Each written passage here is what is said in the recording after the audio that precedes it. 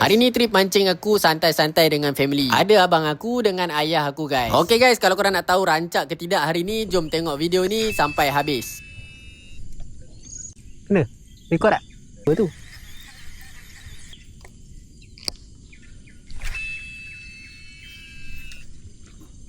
Tu. Dia duduk kiri lah. Weh, saiz kat lah. Kena kat. Oi, ni besar. Ni besar. Ui, ni besar lah. Jangan gigit tali lah, tolong lah.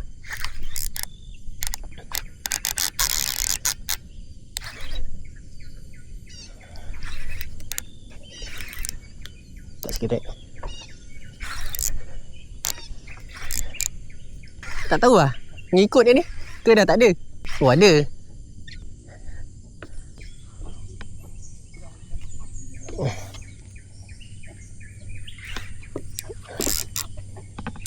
Masuk bawah pula.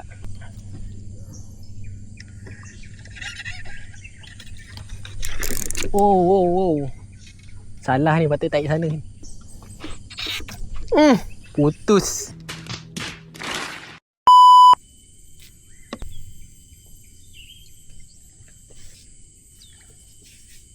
Alright, dia nak roti. Kita campak roti, dia sambut. Kita sambut.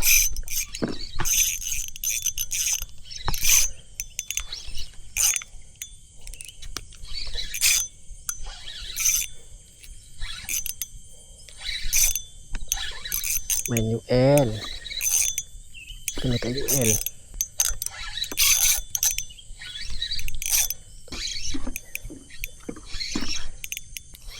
Oh, saiz juga.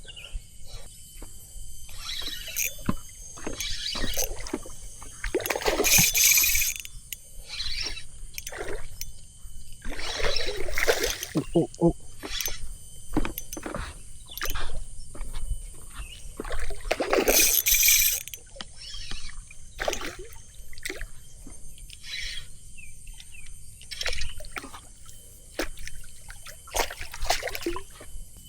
Alhamdulillah. Pas. Alhamdulillah. Jom kita release. Bye. Lepas daripada tu memang banyak yang naik, tapi semuanya curut-curut je guys. So aku tak letak dalam video lah. Tapi overall memang puas hati lah guys. Next time aku target untuk casting pula dekat sini guys. Aku nak target Toman dengan Peacock Bass pula. So guys, tunggu aku dalam next video. Ciao.